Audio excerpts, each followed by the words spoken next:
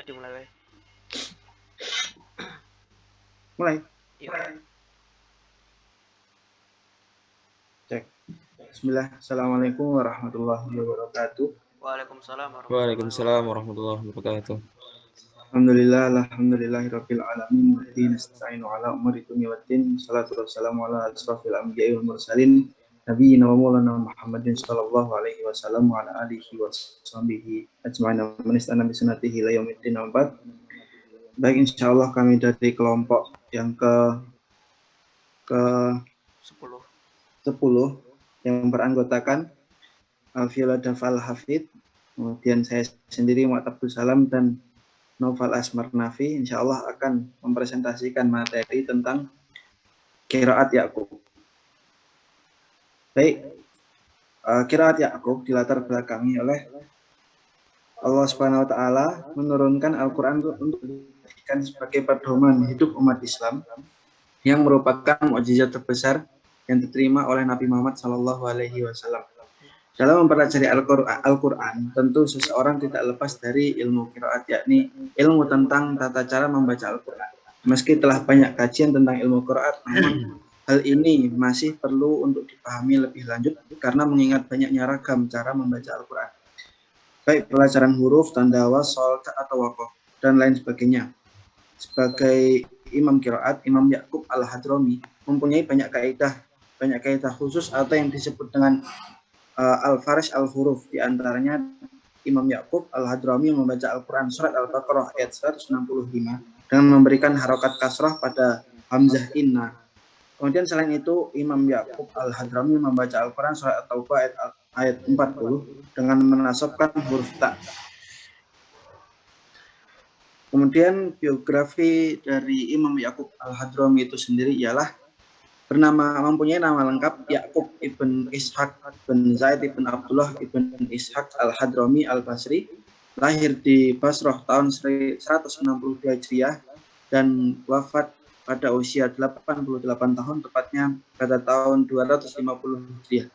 Beliau dikenal dengan panggilan Abu Muhammad. Imam Ya'qub adalah imam yang memiliki garis keturunan sebagai ahli qiraat.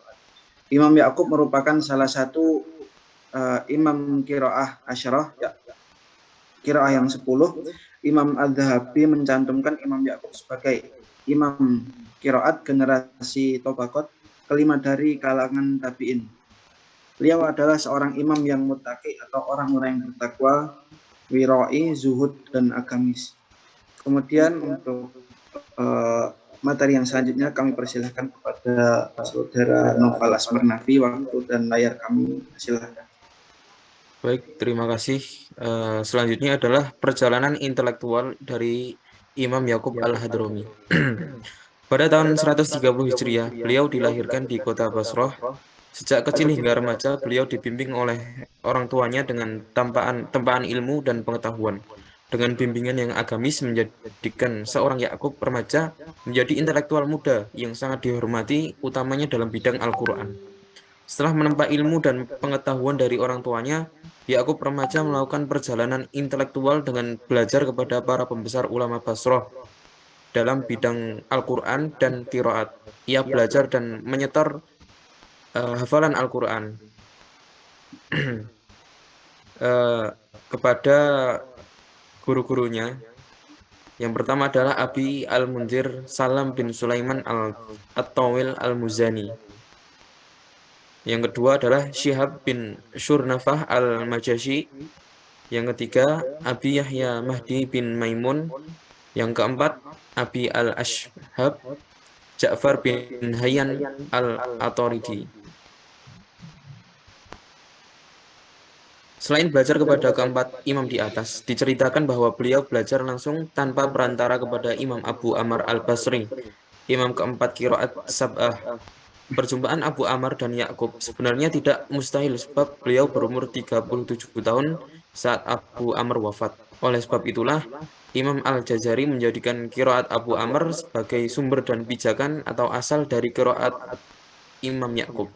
Perjalanan Imam Ya'qub dalam meniti karir keilmuan dan pengetahuan tidak semulus yang dibayangkan. Ada sebagian imam yang menganggap bahwa qiraatnya termasuk qiraat saddah, Dan orang pertama kali melontarkan tuduhan tersebut adalah Imam Abu Amr al-Dani.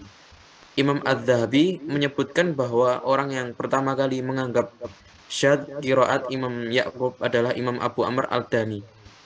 Untuk mengkonter pendapat di atas, Imam Az-Zahabi menunjukkan fakta, sejarah, dan realita pada masa itu, di mana para ulama dari seluruh kalangan bahkan para khalifah menyetujui dan menerima qiraat dari Imam Ya'qub.